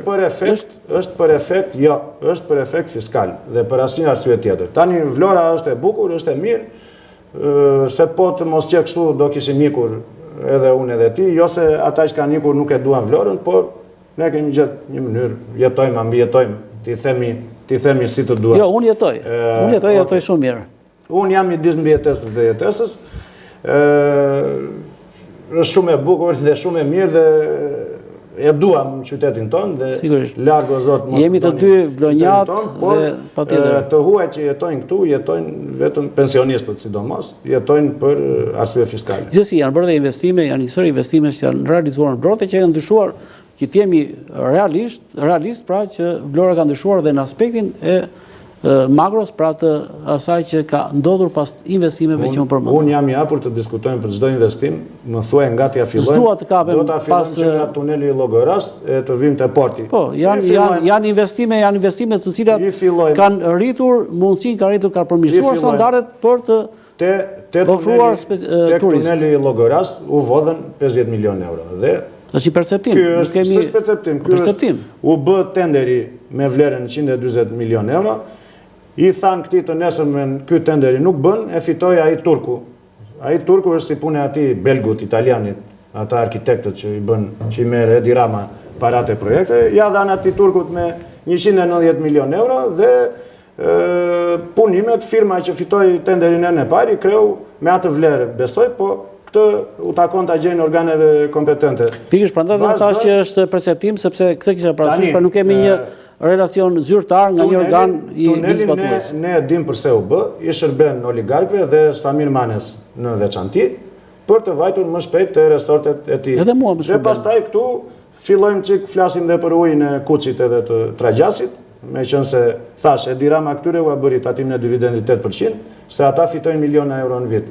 Kurse aty një biznesmen i thjesht fiton 30 milion lek në vit, mezi i dalin për të mbajtur familjen. Po këta që fitojnë miliona euro nga 15 u bëri 8, se këta janë allegjinjtë e Shqipërisë. Kështu që, u odhen, do i dhe 120 milion euro, i shërben si shërben, ne jemi të bindur që e ka bërë për atë, po çfarë rëndësie ka, do përfitojnë dhe banorët e Vlorës, apo dhe banorët e Imarës e Sarandës. Pavarësisht se ky investim mund të ishte përdorur në një vend tjetër, për të bërë 2 rrugë të reja apo autostradë. Tani të vazhdojmë të vim të porti. Të vim, ne kemi bërë kallëzim penal për portin e Vlorës, i cili është një afere pastër korruptive, pse miku të tij Samir Mane i jepet me 0 lek porti i Vlorës, kur ti ndërtues dhe unë pronar Trualli, ti vin kërkon mua Truallin për ndërtim, atëherë duhet të më japësh 30% të ndërtimit, 25-27, s'ka rëndësi sa është tregu. Tani populli i Vlorës, ku edhe unë edhe ti kemi centimetrin katror pronë atje që në takon, duhet të marri 30% të këtij investimi në para apo në banesa. Ka sa është vlera e tregut. Në qoftë se po pra 30% të ndërtimit, ky është 25, s'ka rëndësi sa është tregu, se sporim të gjejmë atë, po jo 0. Që do të thotë, sa është investimi, thonë edhe $2 miliard, po si, urdo, $600 milion Bashkisë së Vlorës, do ja derdhësh, do paguash lekët. Jo të dalë ky në xhiro të kapi ndërtues dhe Vlorës dhe thotë ta shes ty me 27, apo ta shes me 32. Se kjo po ndodh. Pra, këto janë investime. Do të shkojmë te tecet lundruse. Katastrofë mjedisore dhe një shpenzim se kur përmendë atë faktin e non-gratës. Ishte edhe ajo zonja ambasadorja amerikane që është në aferë me Belinda Ballukun, që po vjedhin parat shqiptarëve te ato 2 rraqe atje, 2 ndryshkurina, çfarë janë ato atje. Dhe ajo rrethana ndërkombëtare ndryshoi tani. Edhe ajo zonja, edhe ai Antony Blinken që vinte me vizitë të porositur nga Sorosi, që mban mend si u tha shqiptarëve, ju jeni shumë mirë, klubet në Tiranë janë plot, jeni të lumtur e të gëzuar. Shqiptarët të tërë po ikin. Kështu që po që për apo të filloj me ujësjellsin Arilla. Çfarë do ujësjellsin? Do ujësjellsi është një investim, përdesë përmendim investim. Investim është sepse objektivi çfarë bën me ujësjellsin? Çfarë bën? Është duke u bërë, është në proces. Ke dëgjuar që garantojnë furnizimin 24 orë? Kjo është deklarata zyrtare që vjen, pra me përfundimin e këtij investimi do të ketë furnizim 24 orë ose pa ndërprerje, se ndoshta është koncepti pa ndërprerje, një gjë është. Me 2 orë në ditë. Okej. Unë dhe ti si qytetar, më thuaj nëse atje ku banon ti, se ku banoj unë jo, nuk është tuar as 1 minutë furnizimi me ujë. S'ka përfunduar ende investimi. Po investimi duhet filloj të bëhen depot njerëz, sepse duhet kesh kapacitetin, duhet kesh ujin e mjaftueshëm që të furnizosh gjithë këtë qytet, se ky qytet ka qenë i vogël, edhe tani ka një shtrirje, ka edhe turizëm siç themi apo jo.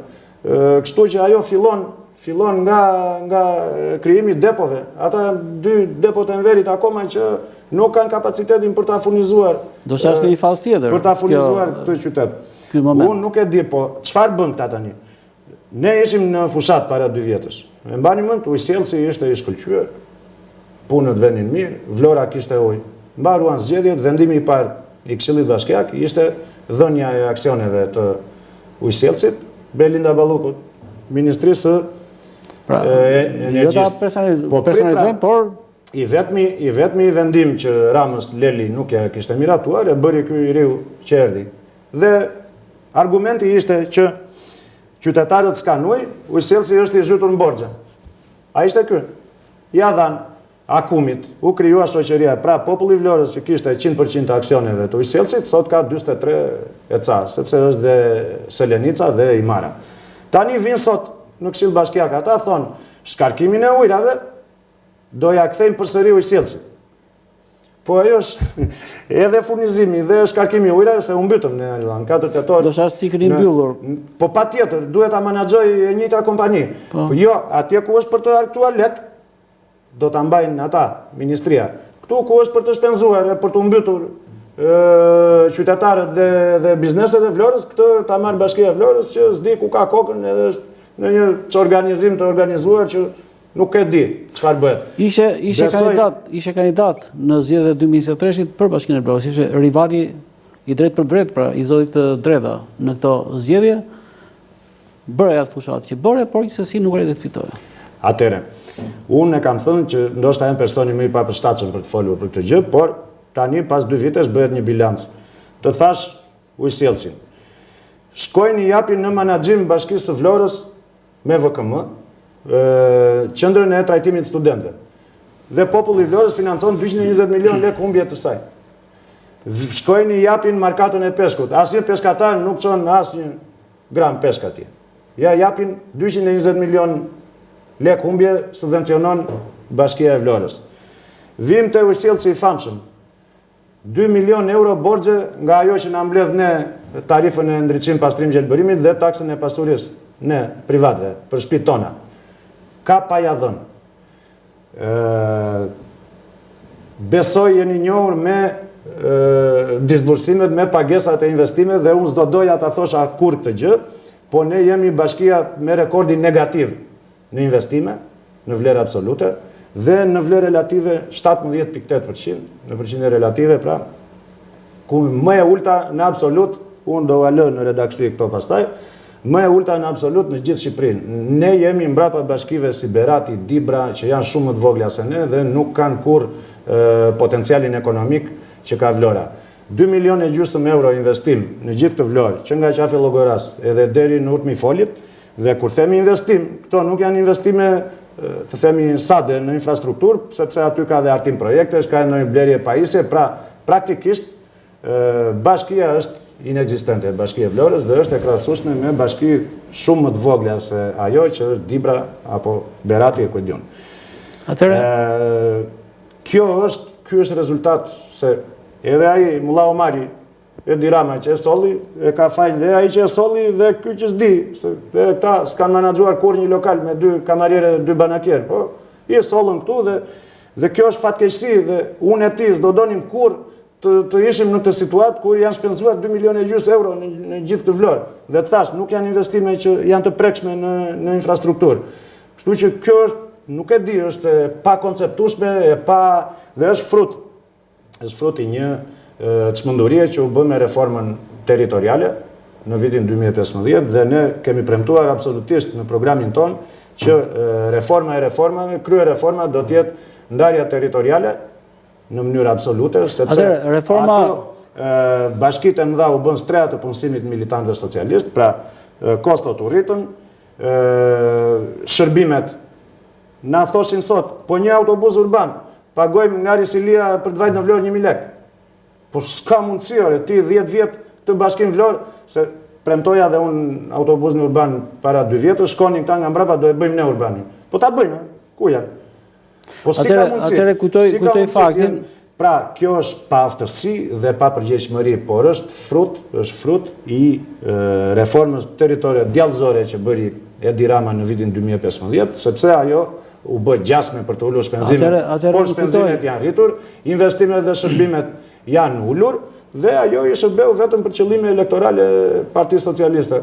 Por unë kujtoj që reforma administrative territoriale, e cila u konkretizua pra pas një periudhe 2 apo 3 vjeçare diskutimesh, ridiskutimesh, konceptimesh, rikonceptimesh, u konkretizua me zgjedhjet lokale të qershorit të vitit 2015, ishte dhe u realizua pra me bekimin dhe nën monitorimin e evropianëve, po jo. Ishte një fakt i cili ishte produkt jo vetëm i qeverisë socialiste. Paktën ky është perceptimi im, nisur nga ato që ndodhen në ato vite. Gjithsesi, mos të kapemi pas kësaj. Jo, do kapemi, se ka shumë rëndësi. Së pari unë dua të bëj një mea culpa njerëz, sepse Partia Demokratike drejtuar nga Basha atëherë nuk mori pjesë fare në diskutimet që u bën për ndarjen territoriale dhe kjo nuk ka lidhje me të huajt fare, sepse nuk u bë me bekimin dhe në monitorimin e BE-s, këtë kisha parasysh. Po ata kanë bërë edhe shumë gjëra të tjera, reforma drejtësie, po pak rëndësi ka, flasim dhe për ato më vonë, por nuk bëhen ata kompetent dhe të vënë veton si do ndajmë ne fshatrat dhe qytetet mes njëri tjetrit. Dhe kjo nuk përbën argument fare për këtë, sepse ne kemi bashki të stërmëdha me territor shumë të madh, kemi dhe bashki, ku e diun ç'është një pustet ande, apo bashki është bashki minoritare pra po ky ishte që u bë për qëllime elektorale, po i lëm një bashki aty, një bashki këtu, një Dibran, një Maqedon, një Kuedon. Është bashkia që ka minoritetin Maqedonas në zonën e Pogradecit të Korçës. Ndoshta po të kishte marrë pjesë Partia Demokratike në ato diskutime, do ishte bërë një reformë territoriale më e mirë, por e sigurt është që kjo që keni sot nuk bën. Dhe kjo është absolute se e vërtetojnë të gjitha shifrat. Bashkit janë 3 e punësimit të militantëve socialist, janë mezim mbledhin ato 5 lekë dhe pastaj për investime s'bëhet fjalë dhe pa folur për rritjen e taksave dhe tarifave. Më e freskëta është në vitin e kaluar, vitin 2024, patëm një rritje të tmerrshme të gjitha taksave dhe tarifave. Ashtu siç kemi dhe rritje të pagave. Ashtu siç kemi dhe rritje të pagave. Se dhe ky realitet. Rama sot po u thot hoteleve, meqense e do shumë të besoj, mbase ju e bëni dhe temë të diskutimeve. Po u thot hotelxhinjve, nga 1 maj deri në 30 shtator kapacitetin 100%. Që është absurde, po kjo është absurde. Ka operator që e kanë dhe janë e kanë këtë realitet dhe gëzojnë këtë realitet prej disa vitesh. Dhe nga 1 tetori deri në 30 prill u thot 30%. Po thot Rama. Kjo normal që do rritet ngarkesa për të vëshën dhe për të atim fitimin, por nga ana tjetër edhe taksa vendore e fjetjes në hotel, e cila u dyfishua sepse ishte për dhomë vitin 2023 më përpara dhe u bë për person. Kështu që minimalisht është, jo, ka dhe dhoma me më shumë se 2 njerëz, po minimalisht u dyfishua. Për çdo strat, të kisha parasysh. Për person, është për person. Minimalisht u dyfishua.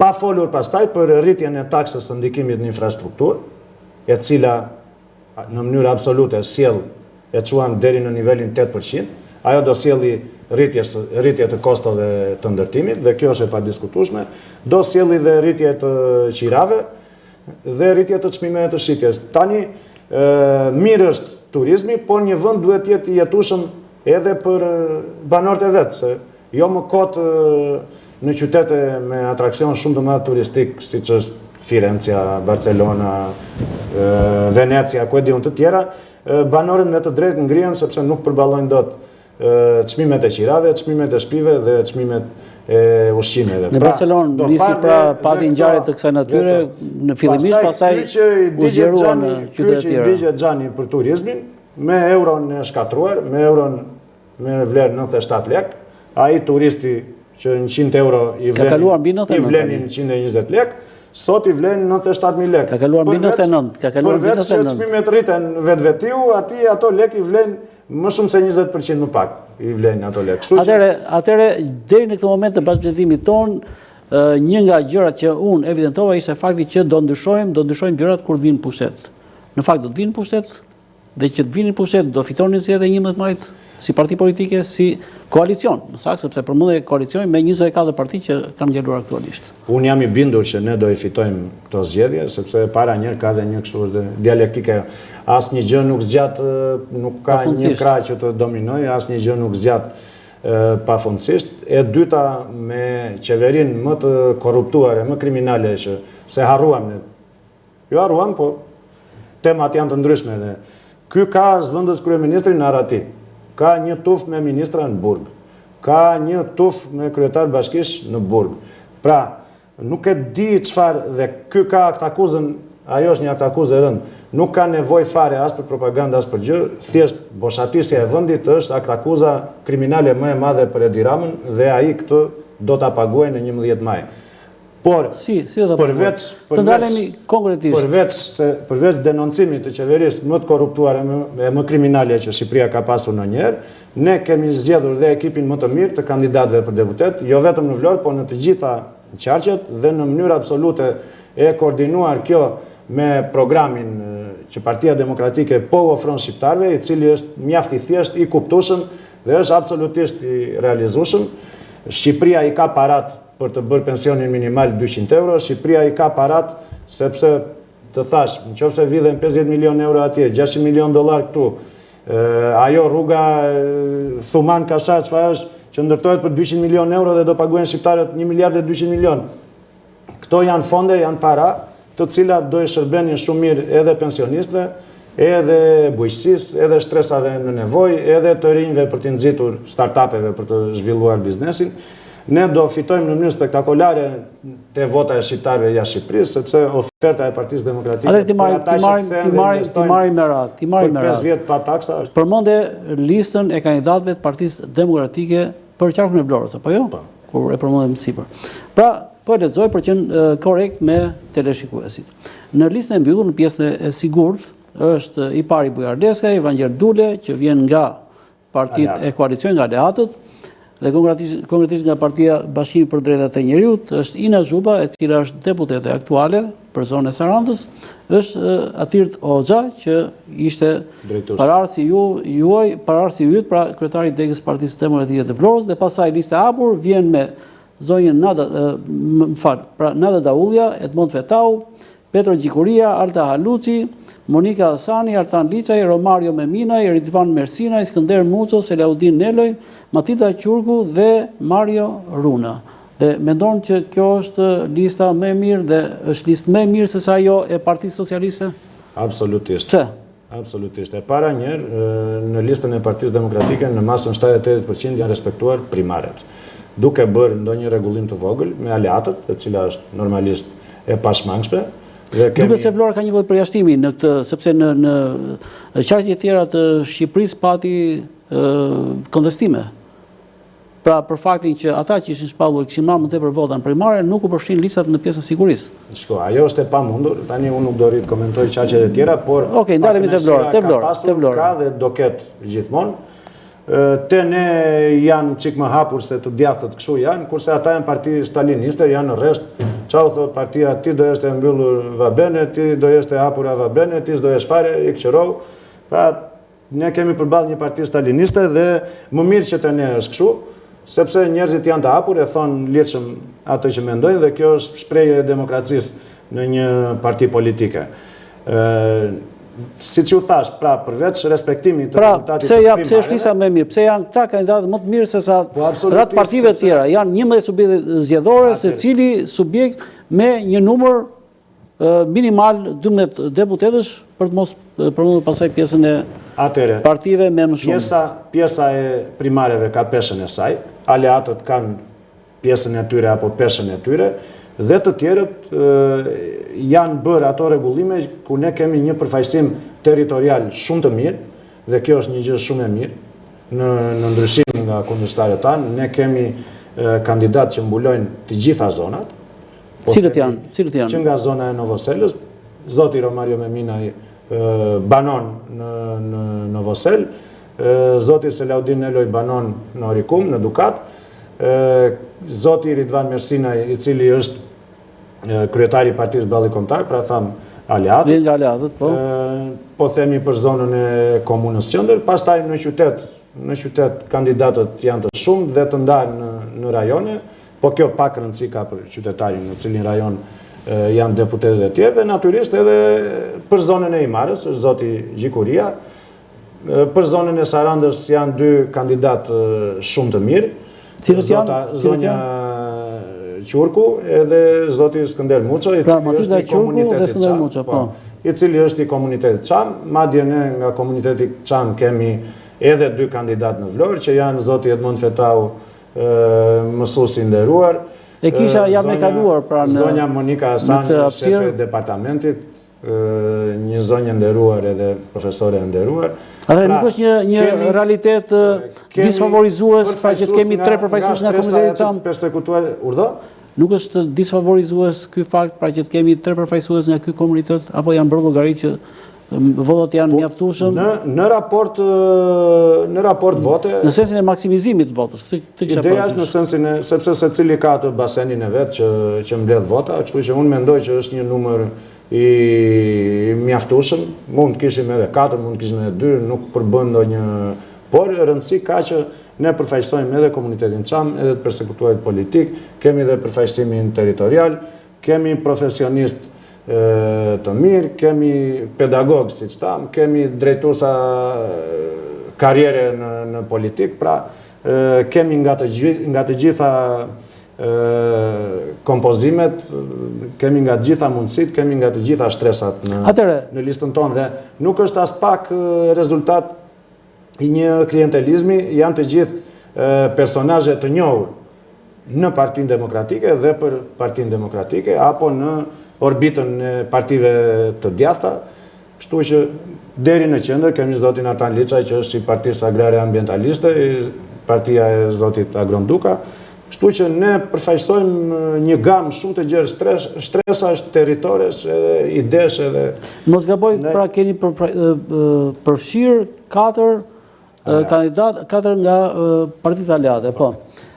Atëre, sa është objektivi i Partisë Demokratike, ose më saktë i koalicionit tuaj? Objektivi ynë minimal është të marrin 5 mandate deputetësh në qarkun Vlorë, por puna jonë, dhe sepse kur renditëm ato arsyet, në fund është puna, ose në fillim, si të doni, sepse duhet dhe ti që ti bësh hizmetin kur i thonë, duhet të punosh, duhet të përpiqesh, duhet ta bësh natën ditë kur i thonë, dhe përpjekjet janë maksimale, patjetër që ne do arrijmë një rezultat. Atëherë si argumenton? Do marrim 6 mandate në qarkun e Vlorës. Atëherë si argumenton? Po t'i referojmë zgjedhjeve të 2021, prillit 2021, 25 prillit 2021. Ishin 4 mandate. Pra 8 me 4. Votat e kandidatëve u luftua për një mandat të 5 që realisht i përkiste, synoi për ta marrë Partia Lëvizja Socialiste për Integrim e KOS, ishte Partia e Lirisë, dhe sot jemi këtu. Pra, si bëjnë llogarit? Si keni bërë llogarit për të tejkaluar atë që ndodhi në 2021? Historiku pa u zgjatur është ky që ju thatë, pra ishte LSI-ja e atëshme, Partia e Lirisë tani, për diçka 1000 pak vota. Sa vota mori? 6200. Ndërkohë që numri i votave që prodhuan mandatin e 12 që mori PS-ja, që të 11 e morët juve, ishte diku të 7300 pak vota. Kështu që për rreth 1100 vota, diçka e tillë, kurse ne për diçka 3000. Atëherë pse duhet ta marrim të mirëqen atë rezultat? Është njëjti numër votuesish? Të diskutojmë mbrapa. Një rezultat të njëjtë, ne kemi marrë të njëjtin numër votash, ne kandidatët e bashkë fitojnë, koalicioni bashkë fitojnë para 2 viteve, kemi marrë të njëjtin numër votash, sa mori Partia Demokratike dhe zgjedhjet vendore të 2023-shit. Ndërkohë, kandidatët e Partisë Socialiste kanë marrë rreth 5000 vota më pak nga votat që mori Partia Socialiste në 2021-shin. Në Bashkinë e Vlorës? Jo, në gjithë qarkun. Në gjithë qarkun. Pra ishte një diferencë 5000 votash më pak.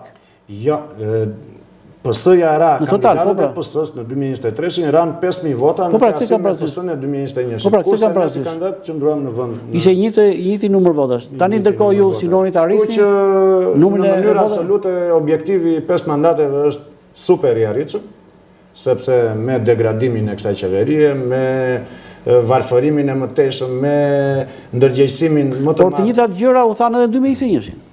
Po, pra varfërim, korrupsion etj, por produkti ishte ai që ishte. Po të shikoni, Partia Socialiste ka një pikjat. Ishte 65.000 vota në vitin 2017, arriti 59 në vitin 2021 dhe është 54.000 vota në vitin 2023. Po flasim për qarkun e Vlorës. Për qarkun e Vlorës gjithmonë, sepse mandatet llogariten. Po ndërkohë numri i votave të Partisë Demokratike si ka ardhur? Numri i votave përmendej 2021-2023 është i njëjti. Po më parë, pra kemi tendencë rritje, rënje apo çfarë? Në vitin 2017 ka qenë diçka rreth 23.000 ca vota, ndërkohë është rritur në 32.000 vota në vitin 2021. Dhe ka mbetur po i njëjti në vitin 2023, në qoftë se llogarisim si vot politike votat e kandidatëve të koalicionit bashkëfitojmë. Por kjo është e vërtet rënja e Partisë Socialiste është e dukshme, është e pashmangshme. Ju e shikoni vetë që del bën monologje me veten e tij çdo mëngjes Rama, bën sikur u përgjigjet pyetjeve që askush s'ia ka bërë, se normalisht do i përgjigjet atyre pyetjeve që do ai t'u përgjigjet ose çfarë mesazhi do t'japi ai. Në asnjë sondazh ai nuk arrin numrin 70 të mandateve, kështu që është në përpjekje të dëshpëruar për të rekuperuar çdo votë të mundshme dhe fjala rekuperim nuk ka asgjë të keqe për një politikan normal edhe për një shtet normal, po për një njeri si Edi Rama që pushtetin e ka fiksacion, pushtetin gjithë e duan, por ka njerëz që janë mund thua që Berisha nuk e ka fiksacion pushtetin. Jo, fiksacion e ka Rama, këta të tjerët e duan, kushdo tjetër e do. Ndryshon koncepti, pra ndryshon koncepti. Dhe prandaj thash për një politikan normal dhe në një shtet normal, ato përpjekjet për të rekuperuar diçka do ishin përpjekje edhe në sensin për të bërë edhe dy masa që rregullojnë në fundit jetën e qytetarëve. Ndërsa ky vazhdon me atë kokforcinë e tij, me ato metodat e tij, me trembjen dhe kërcënimin ndaj administratës, sepse e vetmja shpresë që ai ka është administrata, por administrata në shumicë dërmuese do e lëj dhe këtë herë, sepse i ka ardhur deri këtu me metodat dhe me korrupsionin që shefat e tyre të paaft e të korruptuar bëjnë, kurse ata të shkretët që duhet të shkojnë në punë për të nxjerrë bukën e familjes, e din me sa mundim dhe me sa vuajtje arrin ta bëjnë të gjë dhe kundrejt një përkushtimi shumë të madh për detyrën që kanë. Po një punonjës i administratës zgjedh të riskojë vendin e tij të punës, qoftë edhe për këto arsye që disa po përmendë, apo zgjedh që të krijojë një mjedis i cili të jetë vazhdues, vijues, por pavarësisht problemeve që përmendë. Një punonjës i administratës, dhe unë këtu dua të bëj thirrje drejtuesve të administratës, sidomos që të mos angazhohen në veprimtari që janë të palishme, që janë krime zgjedhore. Ne para 2 vjetësh kemi denoncuar edhe në prokurori, por këto janë kohët e veprimit të prokurorisë, këto janë mënyrat e veprimit të prokurorisë. Kemi deklaratat e SPAK-ut dhe të prokurorisë përgjithshme që do të monitorojë zgjedhjet. Të ashtu quajturin libri i zi, ku janë dokumentuar me foto, me shkrime, me gjitha dokumentacionet, shkeljet zgjedhore, por këto prokurori dhe këto gjykata që zvarrisin çdo gjë, po vazhdojnë me të njëjtën mënyrë, me të njëjtën metodë. Se harrova dhe sheshin e Flamurit unë, investimin madhështor të sheshit të Flamurit, dhe të sheshit para bashkisë, që është një turp i madh, dhe kush i thot vetes vlonjat, vetëm për atë duhet ta ndëshkojë Edi Ramën, sepse Edi Rama ka atë psikopatin dhe atë manin e tij që në vitin 2013 që ai erdhi në pushtet, është ora 0, Shqipëria nuk ka qenë para atij, Shqipëria është vetëm me Ramën dhe do jetë e ati. Kështu që dhe këtë e them edhe për pjesën historike dhe për pjesën kulturore dhe e them me keqardhje dhe gjithë ja themi njëri tjetrit me keqardhje, edhe ata deputetët që kishte dhe ata që ka duhet të bëhen burra në kuptimin jo nga ana biologjike, po burra, duhet të bëhen burra edhe t'ia thonë ato gjërat që nuk shkojnë, por ata s'kan as edhe këta që janë tani në listë, edhe në Këshill Bashkiak nuk kanë as personalitetin, as dignitetin, që asaj që është e zezë t'i thonë e zezë, asaj që është e bardhë t'i thonë e bardhë. Atëherë ndalet tek një farsë nga listat tuaja. Kur fatkeqësi është kur komandon një njeri, sepse edhe më gjeniu më i madh i botës tjetër ai, është e pamundur që të gjitha pushtetet dhe të gjitha gjërat i bën një njeri vetë. Ndalem tek një moment që lidhet tek një fakt që lidhet pra me listat tuaja në shkallë vendi. Kryetari i Partisë Demokratike është personën Hetim apo jo? Por është kandidat për zgjedhjet e përgjithshme të 11 majit. Ndërkohë, krahas tij, aleati kryesor, zoti Ilir Meta, që është aktualisht në kushtet e privimit të lirisë, në kushtet e paraburgimit, person nën hetim i akuzuar dhe është ai pra është në listat e kandidatëve për madje ka një ndryshim sepse zoti Berisha është në pjesën e mbyllur të listës PD-s për Tiranën, ndërkohë që Ilir Meta zgjodhi pas deklaratave të tij për të qenë pjesë e listës së hapur, sepse në këndvështrimin e tij do të luftojë dhe të arrijë që të jetë fitues në këtë zgjedhje.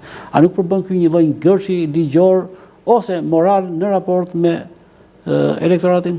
Atëre, ka dhe raste të tjera kur person që kanë qenë në hetim apo madje edhe në arrest, ka qenë zoti Akla në vitin 2001, janë zgjedhur deputet nga qelit e paraburgimit. Kjo nuk përbën një risi. Tani për të folur për zhvillimet në drejtësinë e Shqipërisë, na duhet një natë dimri, por në aspektin elektoral, për zotin Ilir Meta, kjo përbën një pengesë sepse është më kollaj të punosh kur je jashtë sesa kur je brenda.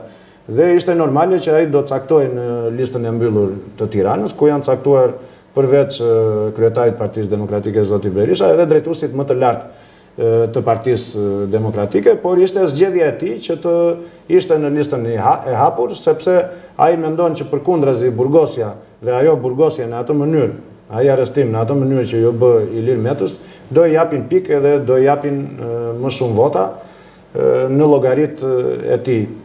Në fakt, në një intervistë që kishte dhënë për madje kjo zgjedhje u bë edhe nga një eksponent tjetër nga zoti Idrizi, edhe ai zgjodhi të ishte në listën e hapur. Tani, në teori, dikush që është në hetim apo në burg ka atë hijen e dyshimit që ky dyshohet, por e kemi parë që procesi ndaj zotit Berisha ishte një fars. Nuk ka zhvillur akoma, është proces që vazhdon. Po ata ky është problemi që do ta çojnë në kalendrat greke, po pak rëndësi ka. Është një proces ku ai nuk ka një akuzë. Ai po akuzohet për një VKM të vitit 2008. I kujtohet gjithëve që detyra e kryeministrit është të bëjë VKM, për atë e me rrogën. Tani ata akuzojnë që e bëre për dhëndrin, po jo mozotri, se nga kjo VKM kanë përfituar edhe... Po kapim aspektin e ishte apo si që vërtet ligjore ajo që po prasim për impaktin. Është tjetër gjë kur hetohet ky ish ministri i shëndetësisë, Beqa. Është tjetër hije dyshimi atje dhe është tjetër gjë pse bëre VKM. Se po tjetë për VKM, Edi Rama ka bërë VKM atë persona, pra për një njeri, thot nati, qa quhet ai, Gastori, si e ka i? Paja. Nati VKM se ti e person investitor strategjik. Pra po ka VKM që është bërë, Rama ka bërë me qindra. Po ata e akuzojnë Berishën që dhëndri korruptoi vjerin. Nuk e akuzojnë për shpërdorim detyre, se po ta akuzojnë për shpërdorim detyre, çfarë të bëjnë me Ramën pëse? Ky s'ka bërë asnjë VKM për personat, sepse është tyra fati shqyrtimit të dosjeve nga agjensitë e kthimit pronave në Qaqe, dhe atje të është trajtuar një dosje dhe ty dhe mua dhe dikujt në Kukës dhe dikujt në Korç, pra nuk është bërë VKM për një njeri. Kurse Rama ka bërë me qindra VKM për një njeri.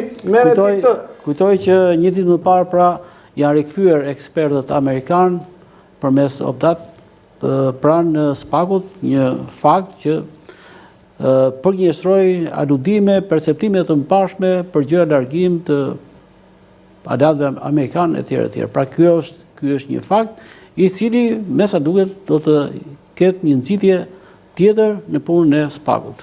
Dhe besoni që monitorimi i këtyre zgjedhjeve nga strukturat tilla, sikundër është struktura e posaçme, pra Spaku dhe prokuroria e përgjithshme, të cilat tashmë kanë një marrëveshje me KQZ-n, do të jetë pozitiv? Atëre, këto janë dy pyetje në një pyetje. Pyetja e parë... 2 në 1. Për të parën do kisha këtë koment.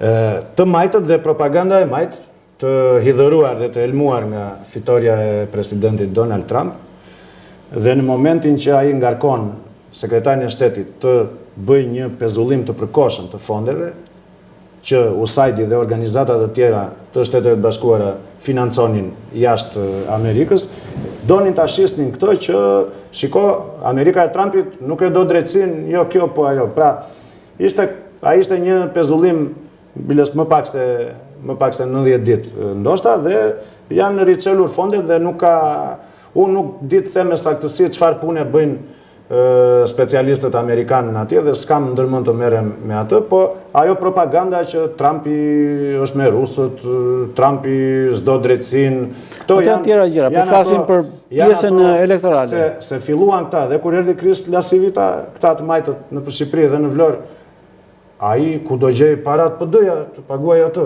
kishin shqetësim shumë madh, se iku ajo shpreja Juve sudo Amerika, ajo Amerika e Yuri Kimit edhe e Blinkenit edhe Sorosit, Juve sudo iku shpreja dhe kishin shqetësim të majtët ku do gjej parat PD-ja të paguaj këtë, dhe ky Kris Lasivita, ky nuk është gjë këtë se pjet njeri. Këto dy shqetësime kishin ata. Prandaj do të thosha që ajo pjesë e propagandës jo specialistët, për SPAK-un kam për të thënë që SPAK-un në këtë formë që është, nuk bën.